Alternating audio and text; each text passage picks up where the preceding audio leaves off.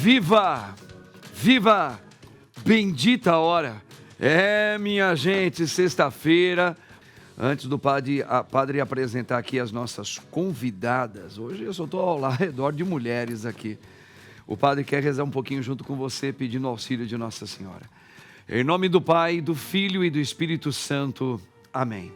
Vinde, Espírito Santo, enchei os corações dos vossos fiéis e acendei neles o fogo do vosso amor.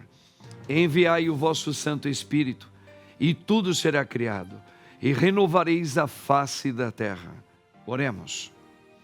Ó Deus, que instruístes os corações dos vossos fiéis com a luz do Espírito Santo, fazei que apreciemos retamente todas as coisas, segundo o mesmo Espírito, e gozemos sempre da sua consolação, por Cristo Senhor nosso, assim seja. Rogai por nós, Santa Mãe de Deus, para que sejamos dignos das promessas de Cristo, assim seja. Quem como Deus? Ninguém como Deus. Muito bem, gente, olha aqui, ó, padre, nessa sexta-feira no Bendita Hora, pela primeira vez aqui, duas convidadas que no meu programa não veio, neste aqui no Bendita Hora comigo. Uma costuma vir sempre, já é nossa aqui praticamente. Mas hoje eu tenho a honra de trazer aqui ela, que é nutricionista, clínica e esportiva também. Com muito prazer eu tenho aqui a querida Jéssica Bárbara da Silva. Jéssica, boa tarde, minha querida. Boa tarde, padre. Deus abençoe você. Amém. Seja sempre muito bem-vinda. Muito obrigada pelo convite. Maravilha. Prazer sempre estar aqui. É uma honra ter você aqui Um prazer conhecê-lo. Obrigado. Que legal. Então aqui, ó, e o meu lado direito e esquerdo seu, também pela primeira vez aqui no Bendita Hora comigo, Padre Marcos, ela que é jornalista, hein? E também tem aí empreendimentos, aí conhece a questão de agronegócios, coisa importante. A nossa querida Ariane Garcia. Ariane, muito boa tarde, querida. A honra é minha. Deus abençoe você. Deus abençoe o senhor. Obrigado. Obrigada pela honra. Maravilha, estamos juntos sempre. E ela, também ao meu lado direito, já super conhecida, nossa comunicadora maravilhosa, a Malu Habib. Maluzinha, Deus abençoe você. Amém, a todos nós. Felicidade de estar aqui. Quero já deixar aquele beijo já tradicional para minha mamãe, para as minhas filhas e para todos que estão nos acompanhando. Ah, que bacana, tá vendo? Gente, olha que legal, ó. Vamos já ver, nós temos um pensamento, eu queria que nós pensássemos um pouquinho sobre esse pensamento. Queria ouvir a opinião das moças aqui todas. Vamos ver aqui, gente, ó. Na sua mente moram os seus problemas e também suas soluções. Na nossa mente mora tudo isso. Deveria morar só as soluções. Eu acho que os problemas, eles são aqueles que insistem em ser inquilinos, né? O que deve morar sempre na nossa cabeça, eu penso que devia ser sempre as soluções. Mas se também só tiver soluções, é porque existem problemas, não é? Vocês concordam com isso? Que no pensamento da gente moram sempre os problemas, temos os problemas, também as suas soluções? Eu acho que está tudo na nossa cabeça, tudo na nossa mente. E a guerra que nós temos constante, sabe, padre, é contra os pensamentos ruins. Essa é a nossa luta, é por isso que a conexão com Deus ela é muito importante, porque ela nos ajuda a ter um direcionamento, não daquilo que a gente acha que é certo, mas o que de fato nos leva para um caminho e decisões corretas. Então a nossa luta está constantemente com a nossa mente. Eu penso assim também, eu acho que é bem por aí mesmo, né? Essa luta, nós vivemos numa luta o tempo todo, né? Mas você também pensa assim também, Jéssica? Você acha que realmente a nossa mente moram esses problemas e a gente tem que ter essa luta aí contra... Mas eu acho, padre, que a gente cria também muitos problemas aonde não tem. Eu acho que muitas vezes a gente se preocupa tanto com aquilo que, se acontecer, será que vai acontecer, como que vai acontecer, o que vai ser, e muitas vezes nem acontece. Então a gente cria muitos problemas e na minha área eu vejo muito isso. Eu vejo que muitas vezes a gente problematiza muitas coisas que não deveriam ter uma proporção muito grande. Eu brinco que é pegar um poodle e fazer um Doberman. E quando a gente para, a gente tem essa serenidade, conversa com Deus, faz uma oração, faz uma meditação, a gente começa a enxergar as coisas de uma forma diferente. Muitas vezes, até em terapia, né? A gente falando em voz alta algumas coisas, a gente se pergunta, será que é tudo isso mesmo? Será que realmente isso deveria me afetar como está me afetando? E aí entra a solução, que é a gente se ouvir, é a gente se olhar, a gente ter essa mudança, às vezes, de mentalidade, mindset, para tentar olhar as coisas de uma forma diferente. Verdade. Eu acredito que, acho que o que nos envolve muito, eu acho que a gente tem essa tendência, acho que todos nós seres humanos, né? Tanto os homens quanto as mulheres também, de meio que ver muitos problemas, né? E às vezes os problemas nem existem, a gente cria eles por medos e a própria palavra, vocês falaram, as duas falaram muito da palavra, a palavra diz muito, o medo matou a muitos, né? Está lá em Eclesiastes. Então, é a tristeza e o medo, eles estão correlacionados, né? Matou a muito, não vale a pena nada nela. Então, realmente, eu acho que muitas vezes os problemas somos nós que acabamos criando e às vezes nem eles chegaram na nossa vida. Não é isso mesmo, Malu? É isso mesmo, eu concordo plenamente com o que as duas amigas, colegas falaram. Acho que é isso, né? Acho que quando a gente localiza esse inimigo, o inimigo não está fora. Filosoficamente, o inimigo realmente está dentro da gente. A boa notícia é que a gente pode transformar esse inimigo em um amigo, com boas práticas. Então, vai chegando o final de semana, eu vou lá, eu vou selecionar o que eu coloco para dentro do meu sistema. Como um corpo que a gente faz um treino numa academia, a gente vai treinar a nossa mente para coisas mais elevadas, de cima para baixo. Então, espelhando em Deus, nessa unidade, como queiram chamar, a gente vai moldando os nossos gostos e vai treinando essa mente para que ela trabalhe para a gente a nosso favor, para a nossa saúde, nosso bem-estar. Legal, bacana. Possível. Você sabe que eu costumo muito dizer isso aí como padre, né? Nas mensagens, nas homilias, a gente fala homilias, né? Tem gente que fala pregação, tá tudo certo, é a palavra de Deus, né? Que nosso Senhor, Ele veio nos salvar. Ele veio salvar o quê? Ele veio salvar o mal. Só que se você pode aplicar isso, um pouco em cima do que vocês estão colocando aqui, sobre esse pensamento, o nosso Senhor, Ele veio nos salvar de nós mesmos. Porque realmente a nossa mente, os nossos afetos, estão todos quebrados, né? Existe uma imagem muito bonita, nós estamos falando hoje dia de Nossa Senhora Auxiliadora, mas tem umas imagens de Maria que ela pisa em cima de uma lua. Vocês já repararam? Nunca viram? Não vi. O pezinho dela está em cima de uma lua. Por quê? Porque a lua, claro, a gente sabe toda a dinâmica, né? O sol que reflete na lua, então uma hora ela está minguante, uma hora ela está cheia, e assim por dentro, não é isso? Então a lua, ela é apenas uma simbologia, uma figura da nossa mente por nós mesmos, ou seja, nós somos inconstantes. Hoje eu amo, daqui a pouco eu já não gosto mais. Hoje eu sou seu amigo, daqui a pouquinho, se você me ferir por algum motivo, olha, você pode se transformar num inimigo. Então os nossos afetos, que a gente fala onde vem a nossa alma, né? Ele é inconstante. Então quando Maria pisa, é esse mal que nós somos atingidos. Então, quando fala Cristo veio nos salvar do quê? Eu, de mim mesmo. É isso mesmo. Isso, adquirir a vida dele. Aí entra a enquete, eu queria saber, você concorda que o vestibular é a melhor forma de selecionar um estudante? Sim ou não? Quero a sua participação. Entra lá, ó, só você entrar aí, ó, @programa Bendita Hora, tá ok? Eu quero saber a sua opinião. Hein? Boa pergunta, hein? Gostei dessa pergunta, hein? Tá? O que vocês acham? Vocês acham que realmente, através desse sistema, né?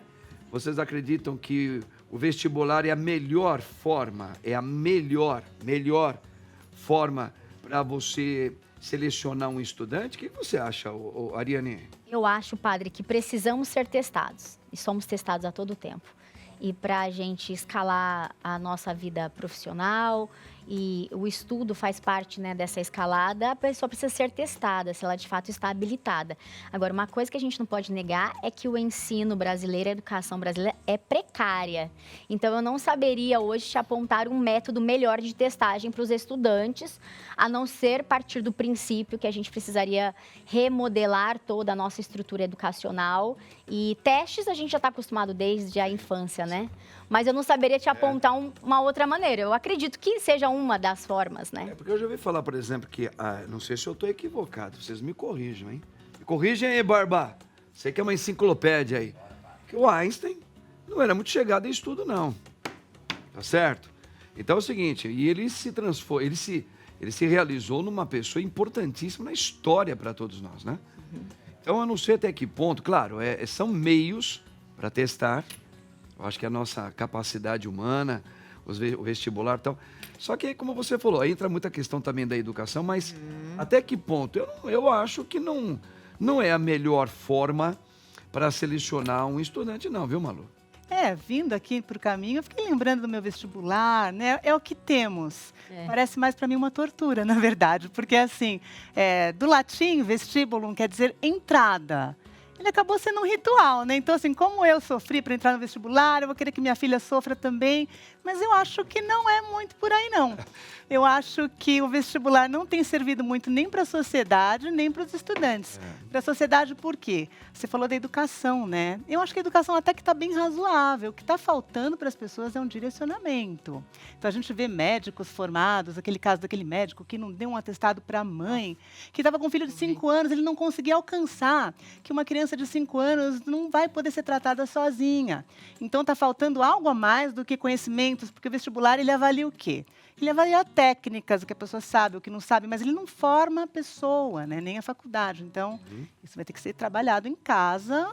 Sim. Vai ter muito trabalho para formar essa sociedade aí. Não tá, na minha opinião, não está servindo, mas é o que temos. Então, vamos lá, vamos estudar, vamos... Você acha que os pais, a família, você apontou, você acha que os pais, Jéssica, eles também seriam um dos elementos para diagnosticar isso no filho? Porque vive mais tempo com o filho, com a filha, e saber aonde eles têm os talentos deles que podem ajudá-los numa profissão futura também, num ofício, né? Eu acredito que sim. Em uma família estruturada, eu acredito que sim. Infelizmente, hoje, temos muitas famílias que não vivem essa estrutura familiar tão adequada como esperávamos que fossem, né? Essa Não pergunta... consegue nem enxergar no filho um pouco daquilo que é a própria psicologia dele, os talentos dele, né? Exatamente. Essa pergunta, às vezes eu acho que sim, às vezes eu acho que não. Em alguns cenários me parece ser viável. Precisamos ser testados de alguma forma, tem que ter algum critério. Se não vestibular, qual vai ser? Aí a gente pode pensar, um histórico escolar, aquele aluno que foi dedicado em todos esses anos, talvez ter prioridade, mas aí aquele aluno que está numa escola que, de repente, é um pouco mais criteriosa, ele vai ter piores notas, talvez, só que não necessariamente ele é um pior aluno. Exatamente. É um tema aí complicado. Ele é bem vasto, né? É bem vasto. É bem vasto e interessante também. Vamos a uma primeira notícia, vamos aproveitar depois dessa enquete, vamos ver a primeira notícia aqui, ó. Vamos lá, para esperar, vamos ver se... Olha, viva bem, por que a alimentação é melhor que tomar sol para aumentar a vitamina D? Olha aí, gente, ó. Por que a alimentação é melhor que tomar sol para aumentar a vitamina D? Olha, eu posso começar falando por mim, depois claro que eu vou falar com a nossa querida nutricionista também, depois vocês também podem colocar. Eu acho que a gente tem que tomar um pouco de cuidado, eu acho que a ciência ela nos ajuda muito. Sim. Ela está sempre pesquisando e vai sempre descobrindo. Só que eu acho que depois desse advento da internet, isso ao mesmo tempo que é bom, é um pouco perigoso porque a população também tende a começar a desconfiar de tudo e não acreditar em mais nada do que os médicos estão falando. Porque a gente já ouviu falar que o sol, e muitos médicos até hoje dizem que você tomar sol naquele horário de manhã, tá certo? E depois na parte da tarde, aquele horáriozinho que o sol está mais fraco, é uma das melhores formas de você adquirir naturalmente a vitamina D, tá certo? Agora, estou falando só desse, mas tem várias outras questões. Agora já existem pessoas que estão estudando e dizendo que alguns tipos de alimentação, Jéssica, elas acabam sendo mais importantes, é melhor que tomar sol. Afinal de contas, o ser humano ele tem que ir para o lado, se ficar o bicho pega, se correr o bicho corre. Como é que faz? Como é que nós vamos administrar isso? Você é nutricionista, você certamente ouviu falar alguma coisa sobre isso. Qual é a sua opinião? Padre, eu, como nutricionista, eu adoraria que essa afirmação fosse verdadeira. Eu vou conseguir suprir toda a vitamina D do meu paciente através dos alimentos. Mas, sabe qual percentual que nós conseguimos adquirir através da alimentação? Uau. 10 a 20%. Então, e os outros 80%? Ele vem de onde? De fato, a gente precisa de uma síntese ali que vai acontecer através da exposição do sol. Mas eu entendo quando alguns médicos colocam isso, principalmente médicos que trabalham com câncer de pele, né? É um fator de risco, Para sintetizar a vitamina D, a gente precisa se expor aos raios UVB, ultravioleta B, e não tem uma regra única, são tantos minutos, isso vai depender como que é a genética da pessoa, a cor da pele da pessoa, a estação do ano, as roupas que a pessoa usa, aonde ela mora. Então não é tão uma coisa simples genérica, assim, né? não É uma notícia mais específica para um tipo de público do que talvez para uma grande maioria do povo brasileiro. Exato. Um povo nordestino, um povo que tem a pele, um tom mais moreninho de pele, que ele tem uma afirmação melhor para com o sol, a exposição, de quem é mais lá do sul, ou quem mora em São Paulo, que é mais branquinho. Então, acho que isso aí deveria ser notícias mais pontuais. Sim. Tipo assim, olha, vamos supor, você que tem o tom de pele número 2, e vamos supor que nós soubéssemos que o seu é o número 2, que é branquinha, tá certo? Eu sou o número 3, um pouquinho mais moreninho, tá? E você também, 3 e 4. O que a gente faz? Para o número 1, esse tipo de sol é perigoso, não vale, o tipo de alimento, alguma coisa, eu acho que é legal falar assim. Porque parece que todos nós entramos no meio de de uma conversa que não é para todo mundo, Não a é para princípio. todo mundo, exatamente. A melhor forma de identificar como está a nossa vitamina D é fazer o exame de vitamina D. Procurar um médico, procurar um nutricionista que vai fazer o encaminhamento ali para o exame. É um exame muito simples, coleta ali de um tubinho de sangue e aí a gente vai avaliar quantos nanogramas tem por mililitro. Eu tenho uma curiosidade. As pessoas mais antigas, que viveram mais no rural, no campo, etc., nossos avós, nossos pais também, eles tinham uma exposição maior. Claro que muitos foram vítimas também do câncer de pele, que depende de cada um, como a gente falou aqui também. Mas quando eles estavam mais expostos, será que as pesquisas foram feitas para verificar se tinha uma diminuição naquela época de vitamina D ou eles estavam ótimos de vitamina D, porém com um problema de envelhecimento rápido e agressão na pele? Lembrando que naquela época a alimentação também era outra, os hábitos de vida. Aí os cientistas também podem responder se o sol está diferente, a nossa proteção para o sol, porque o planeta está mais quente, né? E o sol, lembrando que é aquela estrela que mantém o nosso sistema, todos nós unidos aqui. Então, acho que a gente vai pelo equilíbrio, a coisa da atividade física moderada, alimentação moderada e sol. Filtro solar, né? Queria até deixar um beijo aqui para minha dermato, a Priscila Pereira. Filtro solar, equilíbrio, acho que a gente pode seguir por aí.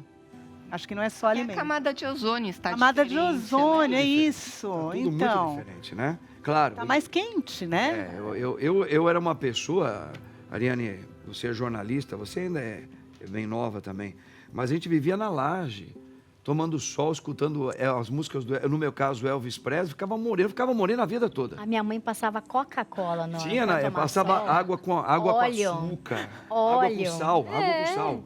Minha mãe tinha esteira refletora. Mas a gente era por novinho, aí, tá né? certo. Mas era uma outra composição da influência dos raios solares também naquela época. Eu estou falando final dos anos 80, começo dos anos 90, tá certo? Então eu ainda era muito novo. Agora, eu não tenho coragem, na minha idade, que eu tenho, 50, chegar e ficar hoje nesse sol assim, ó. Mas nem eu tenho medo. Parece que já faz mal até para mim mesmo, me incomoda tudo. Mas, padre, assim, fazendo um contraponto, eu não quero ser muito polêmica, mas, assim, nós que entendemos a construção de uma notícia, me irrita profundamente esse tipo de manchete, que muitas vezes não tem nada a ver com o conteúdo da matéria, passa a ser sensacionalista, apesar de ser um conteúdo segmentado, como a doutora disse, e me provoca meio que um estresse coletivo nas pessoas, em que elas ficam amedrontadas. É isso aí. Haja vista que, durante a pandemia, ficamos encurralados dentro dentro de casa. Sim. Muitos no pós-pandemia não conseguiram sair, porque quando você não se expõe ao sol, aumenta o índice, né, de depressão, de outras doenças. Para quem tem já predisposição, a pessoa ela fica mais apática, menos socializada. Então, me parece que há um movimento mundial em que eles querem, de alguma maneira, acho que reduzir a população, porque não é possível, assim, tomar sol agora se tornou ofensivo. Assim, eu não concordo, eu adoro sol. Eu concordo no número general que a senhora colocou aqui para nós. Na minha opinião, desculpa aí, mas aqui é a opinião de cada um. Eu acho que eles querem diminuir mesmo a população mundial. E vampirizar a gente. Isso. Nós estamos virando tudo vampiro, porque não pode tomar sol. E o não tomar sol, como a nossa querida Ariane comentou, e também a Jéssica, que tem conhecimento sobre isso implica muito no ânimo, na saúde da gente e tudo mais. E nós vamos ficar cada vez mais doentes. E gordo, sentado no sofá, porque você não pode sair no sol, não faz exercício, não pode correr, não mas pode comer. Mas pode Mas você se entope de comer. Come, mas viu, fica em casa. Come, mas fica em casa. Aí você vai fazer uma ginástica, gordo, qualquer coisa dói o joelho, que nem doeu o meu. Só que eu não estava gordo, doeu mesmo porque eu fui fazer errado o exercício. Vambora? Olha aqui, gente, isso aqui é algo muito nosso hoje, né? Ó, a inteligência artificial, ética e limitações dentro do jornalismo. Os defensores do, como é que é? IA, né? Isso. Dizem que ela libera os jornalistas para tarefas mais criativas e importantes, o que tem sido o uso mais comum. Os mais pessimistas acreditam que vai substituir a mão de obra a longo prazo. Gente, e aí, ó? A inteligência artificial ainda está sendo um caldeirão de pólvoras de muita dúvida. Muita gente defende, ai que legal, que bacana. Eu acho que é uma evolução da tecnologia no seu quase máximo. Mas, por outro lado, está criando muito medo em grandes profissionais. Nós já vimos muitos artistas reclamarem, né? Eu falo artista, tanto atores como cantores, etc. e tal, como em outras profissões, como jornalismo também. Por exemplo, ao dar uma notícia, ao mostrar uma imagem. Gente, como que nós devemos administrar isso, hein? Ariane, você é uma jornalista e já nos mostrou muito competente, uma moça inteligente, que ama essa profissão do jornalismo. Ama ou não ama? Eu amo jornalismo, sou muito comunicativa desde criança. Sabe, padre, quando eu tinha 6 anos, eu amava tanto televisão e eu amava tanto essa comunicação, essa conexão entre as pessoas, que eu abri a cômoda, a primeira gaveta, a segunda gaveta de casa, a terceira, subi, abracei a TV, porque eu queria entrar dentro da TV. Que bonito. Entrou. E entrei. Não, mas eu desmaiei, fui pro hospital. Não, agora né? entrou. Aconteceu tudo isso comigo. Mas era uma vontade gigantesca de estar, né, falando com as pessoas, me comunicando com mais de uma pessoa. E esse advento das redes sociais traz essa facilidade pra gente falar com a massa. Em poucos segundos, frações de segundos, você consegue impactar milhões de pessoas ao mesmo tempo. Agora, inteligência artificial, segundo Elon Musk, vai substituir todas as profissões? Mas aí eu digo, que ânsia é essa em substituir o ser humano, nós que fomos criados, a imagem e semelhança de Deus, né? Temos sentimentos, temos alma, temos espírito por robôs que precisam serem treinados. Nós temos tatos, né? A gente precisa também fazer gente isso precisa aqui, de contato. Ó. Isso faz bem pra gente, que nem, né, o sol, que a gente vai... Querem nos trancar em casa, não querem nos deixar em casa, ou aí querem que a gente trabalhe de casa, não querem que a gente se toque, né? Sinta o cheiro da gente. As reuniões se tornaram online, é um absurdo, assim, eu tô acostumada a tomar um cafezinho quentinho, aí numa reunião, a expor o meu projeto, ok, abrir o computador, mas não substitui o home office, eu sou completamente contra o home office. Então eu digo que há, sim, vantagens. Sim. E a gente precisa usar a inteligência artificial como uma ferramenta de busca, né? Muitas profissões, sim, aceleram, né, estes processos agora. Eu me formei em 2007, então eu digo que nada melhor do que você buscar fontes, você ir até o local do acontecimento, apurar os fatos, ter testemunhas oculares. O bom jornalista é aquele que vai até a notícia. Colocar emoção. E colocar emoção, você precisa imprimir. Claro que a gente sempre busca manter a neutralidade, não tomar partido, não tomar lado. Dificilmente hoje a gente vê isso no nosso jornalismo, né? Essa é um dos meus desafios. Eu gosto de ser um pouco diferente, ter os meus contrapontos, porque como essa manchete que nós vimos do Sol, muitas outras são muito manipulativas. Eu acho que a gente meio que é levado, né, por uma onda. E eu acho que faz muito bem a gente ter, né, momentos tecnológicos da nossa vida, mas nos prejudica nessas relações interpessoais agora.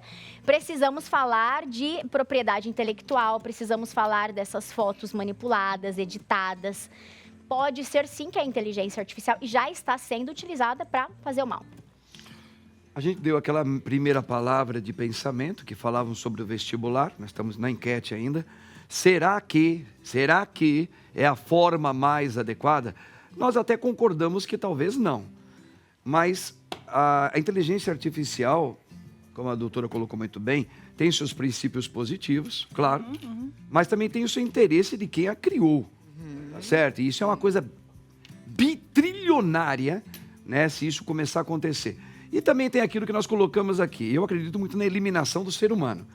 Bom, até que ponto, para você, Jéssica, você é nutricionista, você é uma mulher estudada também, você entende o trabalho, como é que deveria, como é que nós podemos coar aquilo que convém e o que não convém da inteligência artificial? Eu tenho muito medo da inteligência artificial. Você tem medo? Eu tenho muito medo, porque muitas pessoas inteligentes usam a inteligência artificial para o mal. Aí a gente começa a ficar um pouquinho assustado, né? Quando vê ali que consegue pegar uma foto e colocar daquela foto, transformar em uma pessoa falando que até a voz da pessoa você consegue mascarar. E aí praticar fraudes ou, de repente, colocar fotos, né, da pessoa sem roupa e querer um valor ali monetário. Denegrir tudo aquilo que ela... uma imagem. Isso me assusta bastante. Até achei curioso quando você falou do home office, né? Até antes da pandemia, o nutricionista não podia fazer consulta online. Isso era vetado pelo nosso conselho. Na pandemia, liberaram temporariamente. E após a pandemia, liberaram porque foi algo que deu muito certo. Então, tem um lado muito bom, porque hoje eu consigo atender pacientes que estão fora do país, que estão fora do estado. Isso é muito bom, o acesso. Mas é bem complicado também, né? Porque eu tenho uma consulta que dura quase 2 horas e a gente acaba comentando ali alguns assuntos mais delicados. Às vezes o paciente chora, às vezes eu choro junto com o paciente. E aí cai precisa estar ali, a trava, cai, aquilo ali já, aquele momento delicado, é complicado. A mesma sabe? coisa as missas que a gente celebra, né? Também via online. E elas atingem hoje, tem muita gente que me segue nos Estados Unidos, no Canadá, no México e no Brasil. Em várias partes. Isso é bom, porque as pessoas têm a oportunidade de ouvir, conhecer a tua espiritualidade. Mas ela para só por aí. Porque assim, na hora que você precisa vivenciar com eles os sacramentos, eu não consigo. Sacramentos você tem que ter o tete a tete. Você tem que ter o lado humano.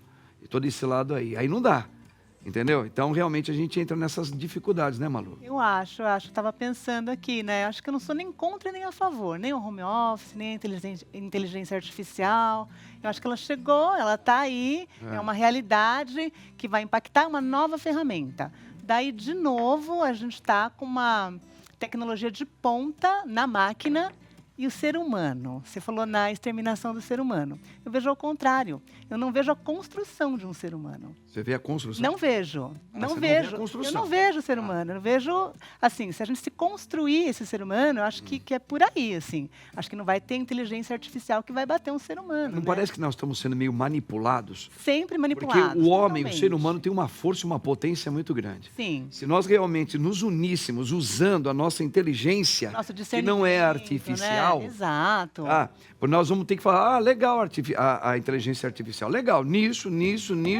Fazer o que a gente está fazendo aqui, né? Parágrafo 2, agora entra com a gente. Nós não queremos e vamos combater esse tipo de coisa. Isso aqui nós não queremos. Isso aqui é bom, até aqui eu vou... E tem que colocar como na Constituição. Isso aqui não se deve colocar, ponto. E nós temos essa força de lutar para isso Mas aí. sabe, padre, eu acho que também não precisa, a gente não está precisando muito mais de leis. Existem Não, as mas é uma leis, maneira né? de dizer só, Acho sabe, que Malu? o bom senso de cada um para É. dizer, então é uma coisa nova, é bom ou ruim? Não sei, pode ser bom e pode ser ruim, eu vou analisar. Eu acho que tem que dar tempo ao tempo, um pouquinho Exato, mais. eu vou pegar o que é bom, É. aquilo não me serve, aquilo eu vou esbarrar em direitos Mas diante dos autorais. estragos que vem acontecendo, que dá medo, eu acho que tem que ser tudo aquilo que nós temos que pegar. Opa, mas olha aqui, ó, isso aqui... É aquilo que eu falei, isso aqui é legal, isso aqui é legal, isso aqui, se não tivesse ela, a gente não teria entrado nisso. Ótimo. Só que, para nós, depois de um tempo, a gente está vendo que isso aqui não condiz, e isso está destruindo, desumanizando. Exato, daí a gente Tá não aceita Aí, isso, né? não queremos e vamos nos unir para isso. Exato. Eu acho que tem que ser assim. Padre, não é preocupante? É bastante preocupante, desafiador. Tem que desafiar a gente também a ficar cada vez mais A ligado. escalada de Sem acontecimentos, dúvida. a história conta que o final não é muito bom, né?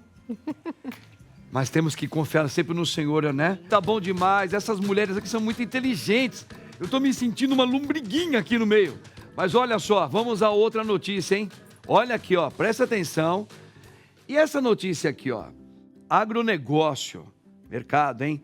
É hora de investir no agronegócio, setor que movimenta 25% da economia.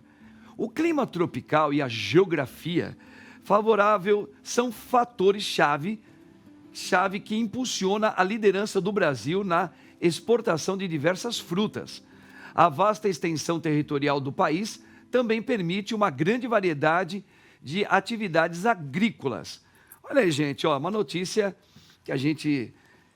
eu também posso falar um pouquinho disso aí, assim, de uma maneira muito, muito simples, né? Como professor de geografia, a gente conhece a potencialidade das terras, do clima brasileiro, né?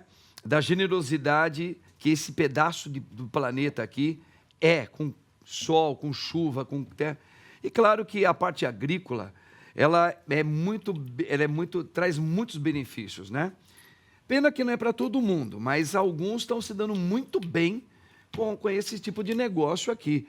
Ô, Ariane, você que também trabalha um pouco com isso aí, ou tem conhecimento, fala um pouquinho a sua opinião sobre essa notícia aqui, ó. É hora de investir no agronegócio. Padre, e que setor importante para o Brasil? Nós não tínhamos noção. Éramos boicotados da importância do agronegócio. Parece-me que há, sim, uma escalada, né, para a gente não tomar o sol, para a gente não comer o alimento, para a gente ficar em casa, né, e é realmente preocupante. Mas quando nós temos espaços como este para falar bem do Brasil, o quão abençoados somos, né, um país com uma dimensão continental, nós temos água, nós temos solo, e por isso que os franceses, os europeus amam tanto o Brasil, né, o nosso solo é Vamos riquíssimo. que o nosso solo? Amo o nosso solo. Eu pensei que era nós brasileiros. Ama mais o Também, solo. também. Eu sou casada com um alemão. Só eles amam sim. Mas eles amam vir aqui, né, e retirar as nossas bênçãos de Deus que nos foram dadas de maneira gratuita. Então eu digo que o brasileiro, ele é realmente muito, muito abençoado. Agora nós estamos falando de um setor pujante, dinâmico na economia brasileira, que representa 1/3 do PIB brasileiro, de um contingente de 100 milhões, né, de empregos ativos, quase 30 milhões estão no agronegócio. Então, de fato, temos aí uma grande oportunidade, uma janela de oportunidade para que o Brasil continue, né, nessa escalada de grandes movimentações financeiras. E quando a gente fala de investimento, temos alguns investimentos. Eu gosto bastante do Fiagro, que é um fundo de investimento. Hoje, 11 empresas estão em subsetores, né, na Bolsa de Valores. Então, existem aí algumas empresas para você também se tornar, né, um investidor. Então, eu digo que são muitas as oportunidades. Agora, vamos falar, né? Hoje nós temos um setor sustentável, porque o Brasil é referência em agronegócio sustentável e que garante a nossa alimentação. Mas uma A pergunta, segurança alimentar. mas uma pergunta que não quer se calar. Isso tudo é muito interessante, né? Acho que é até empolgante ouvir o que você está colocando, Ariane. Mas me preocupa uma coisa, né? E esse benefício brasileiro em relação a ele ser uma vitrine, no que isso pode ajudar as classes, de todas as classes sociais, vai, não quero ser hipócrita, para o povo brasileiro. O povo brasileiro vai ser beneficiado nisso? Vocês acreditam assim que ou apenas algumas classes que vão poder saborear esse requinte do agronegócio? Ou vamos ver, aquele menos favorecido vai ser beneficiado nisso também? Você acha isso, Jéssica? Eu espero que sim, padre. Eu espero que sim. O solo brasileiro é muito rico. E quando a gente trabalha com pessoas ali do país inteiro, é muito curioso, né? Atender um paciente, você perguntar, você já comeu tal fruta? Nunca nem vi tal fruta, né? E às vezes uma fruta que é aqui do nosso país. Só que de estados diferentes. Exato, né? é só viajar para ver como muda, né? Assim, os alimentos que estão ali à nossa disposição. Então a riqueza tem. Se vai chegar para todo mundo, eu acho que a gente tem que acreditar que sim. Não sei Mas se é uma prática. pergunta que me deixa bem preocupado, viu, Malu? Então, padre, eu sou lá de São Roque, né? 60 quilômetros aqui da capital, e lá a gente tem o cultivo da uva, da alcachofra. Desculpa, só não querendo te cortar. É a mesma coisa que você fala, pô, nós estamos com uma Porsche aqui em casa. Só Por que você quê? pode entrar, mas não pode Então, dirigir. Sobre a população consumir as frutas?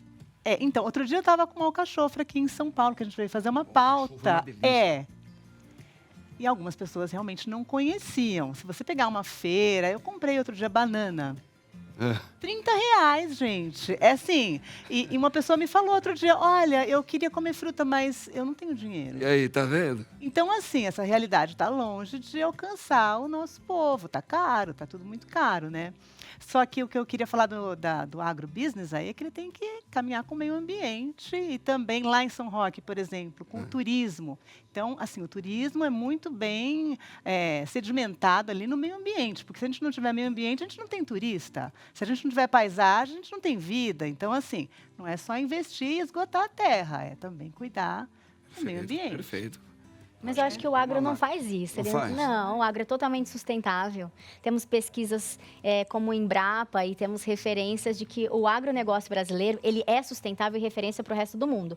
Basta a pessoa ir a campo e ver de que maneira que os agricultores, as grandes empresas que exportam, porque a gente sabe que isso segura o PIB do Brasil, poderíamos, dentro da economia, que nós estamos dentro de um governo de esquerda, estar muito, muito, muito melhor se não fossem as políticas públicas que não favorecem no geral. Verdade. Porque o problema não é o agronegócio, o problema é a gestão do dinheiro público.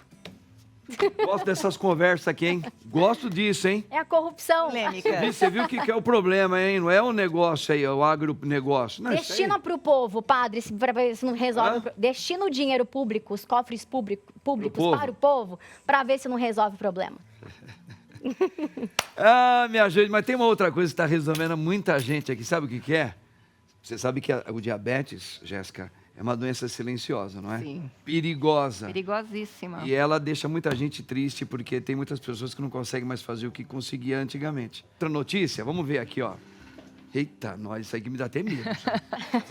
Hoje a pauta tá boa, padre. Falta hoje, meu Deus, ó, comer proteína em excesso, viu? Viu, Barba? Prejudica as artérias, diz novo estudo. Cientistas concluíram que o consumo de mais de 22% em uma dieta pode aumentar os níveis de colesterol. Ô, Jéssica, proteína é bom. É bom ou não é? Eu acho que a discussão, padre, não é nem se o excesso faz mal. O excesso faz mal. Faz mal. Tudo O que é ponto excesso, né? o que é o excesso? O que é o Essa é a excesso? discussão. O que é o excesso? Imagina lá, gosto de trabalhar com exemplo, com números. Então, imagina lá 200 gramas de proteína. Esse é um exemplo que eu uso, inclusive, com os meus pacientes.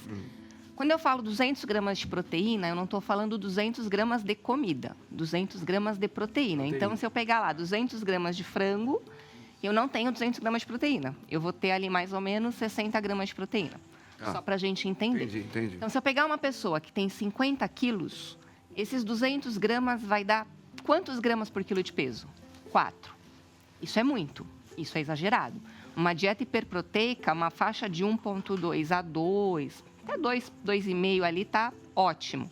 Agora, uma pessoa que pesa 100 quilos, esses mesmos 200 gramas serão 2 gramas por quilo de peso. Excelente, vai estar dentro da faixa. Percebe? Então, o ponto é, o que é o excesso? O que acontece é que tem muitos, principalmente jovens, acabaram de completar ali 18 anos, 17, entraram na academia, né? E aí eles ouvem ali proteína. Fortinho. Aí a mãe leva lá para mim, Jéssica, meu filho entrou na academia, começou a comer proteína e eu começo a calcular o que ele come. Só que ele quer comer o mesmo que o bodybuilder que pesa 120 quilos come. E aí quando eu vou calcular lá, dá 5, 6 gramas por quilo de peso. Isso é perigoso.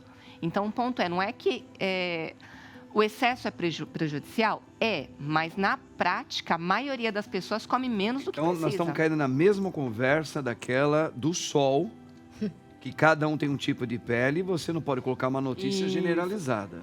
O sensacionalismo. Não é irritante? Você me dá uma raiva disso aí, Barbá. Não, Você não fica com raiva irritante? disso, Barba? Ó, para com isso, meu irmão.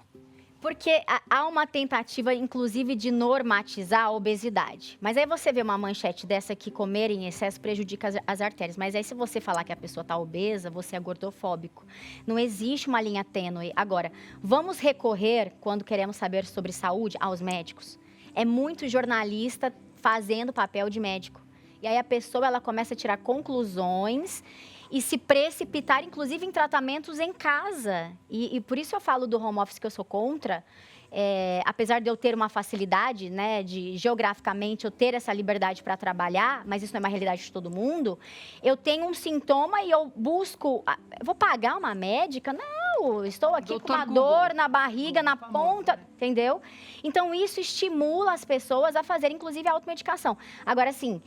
há esse estímulo, me parece, de desinformação. Isso, para mim, é muito, muito irritante. Eles generalizam uma matéria, mas se você tenta contrapor ou questionar, eles começam a nos rotular de extremistas. E eu passo por isso desde que eu me conheço por gente. Que coisa horrorosa. Nós estamos vivendo uma época muito difícil para viver. Pode falar, mas depende de quem está falando. Isso, pode falar, mas depende de quem está falando. Isso aí Você parece que você entrou até na parte espiritual disso aí, mas deixa pra lá, vai. Agora, tem uma coisa difícil também, hein? Pô, quer dizer que você tem que ter uma matemática um pouquinho, você tem que entender um pouquinho dos valores, do teu tamanho, do teu biotipo, ô Jéssica, pra saber o que você pode comer. Mas não é complicado isso pro ser humano também? Pô, deixa eu ver aqui, deixa eu ver minha altura. Eu tenho 1,79 m, 1,80 m. Eu tô com tantos pesos, deixa eu ver, a minha idade é 50 anos. Então, peraí, vou comprar um pão, eu tenho que comprar um pão que tem que ter não sei quanto, que cabe dentro do meu organismo, que não vai sobrecarregar a proteína, porque eu preciso de proteína. Eu tenho que ter uma carga matemática que o cara fala, pô, tô com tanta fome, joga o papel fora, deixa eu comer logo esse negócio aqui. Isso aí também é uma coisa que me deixa... não vai conseguir, né? A dona de casa não vai conseguir. Então. A dona de casa, na vida real, ela não vai conseguir seguir ou procurar uma nutricionista ou seguir. Tinha que ter a Jéssica o tempo todo aqui. Jéssica devia estar lá. Jéssica. Ô, Jéssica, ajuda a gente, Jéssica. Também nas escolas, né? Porque a gente tem as merendas também. Então, assim, as crianças fazem uma refeição, 2, fora de casa, você não está vendo ali.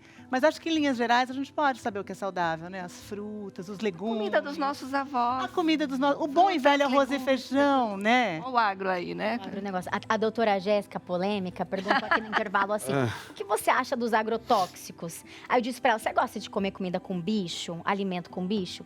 Em grande escala, numa lavoura, é óbvio que você precisa combater pragas. Então, existe, gente, algo muito sustentável por detrás das porteiras. Isso precisa ser dito. Isso precisa ser falado. Eu gosto dessas mulheres aqui, hein? Obrigado, hein, Rodolfo? Vou trazer essa mulherada aqui, hein? Mulherada inteligente, tá bom? Faz a gente pensar, porque o homem já não pensa direito. Aí põe essas mulheres aqui pra falar com a gente aqui, hein, Barbá? Você aprendeu bastante coisa, né?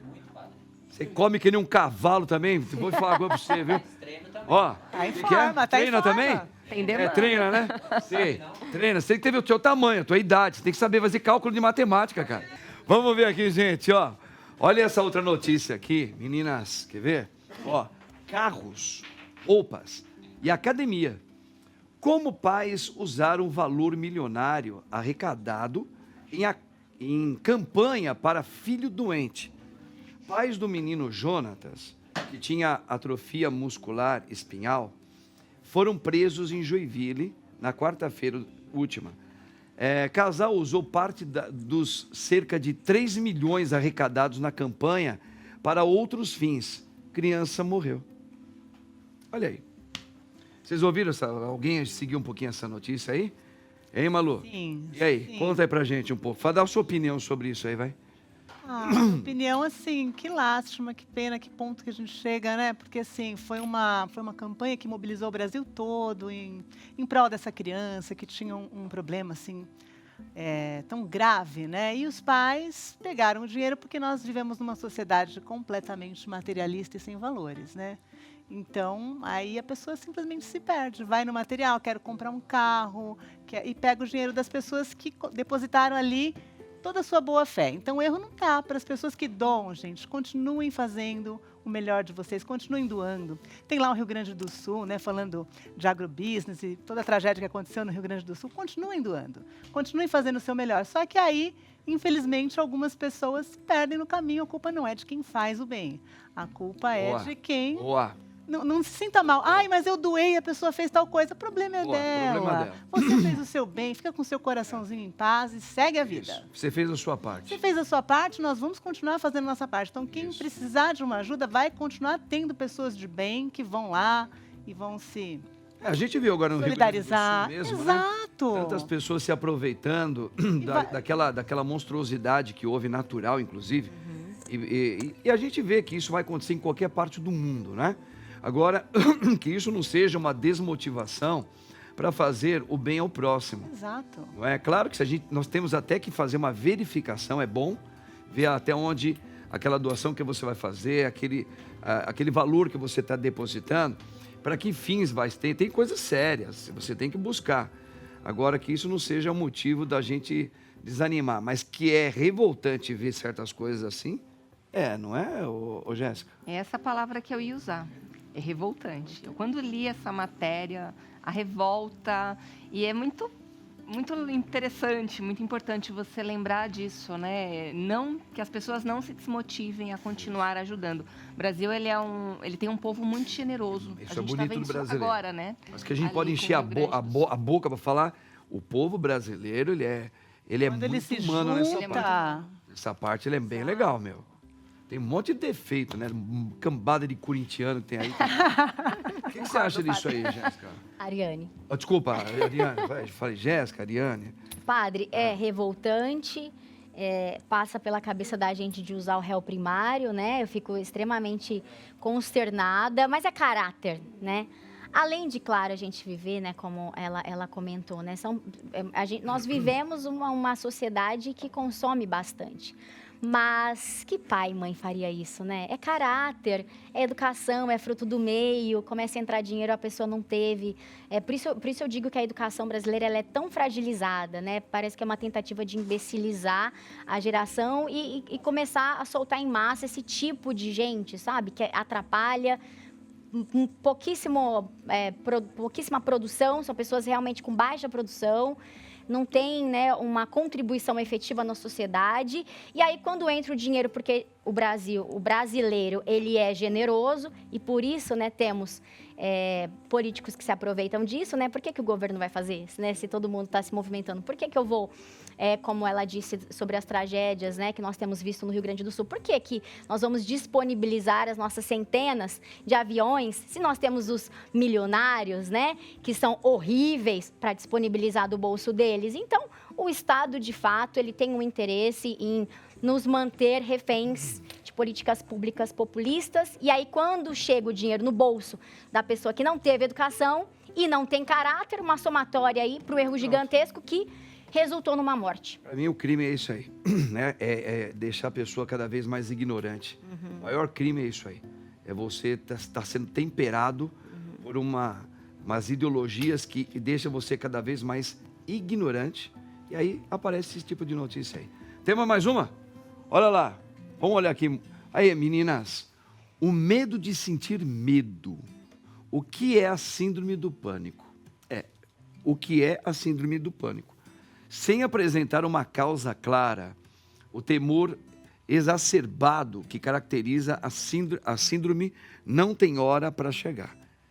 Você sabe que eu ouvia falar desse negócio aí, quando eu era mais novo um pouquinho, eu era um tonto sobre isso aí. Eu falava, qual é esse negócio de síndrome de pânico? Que besteira é essa daí, sabe?